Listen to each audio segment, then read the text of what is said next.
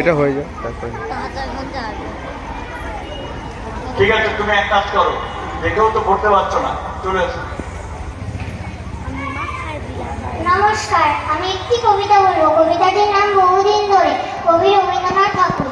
বহুদিন ধরে বহু ক্রোশ দূরে, বহু ব্যয় করি বহু দেশ ঘুরে, দেখিতে গিয়েছি পর্বতমালা, দেখিতে গিয়েছি সিন্ধু, দেখা হয় নাই চক্ষু মেলিয়া, ঘর হতে শুধু দুই পা ফেলিয়া, একটি ধানের শীষের উপরে একটি শিশির বিন্দু। নমস্কার।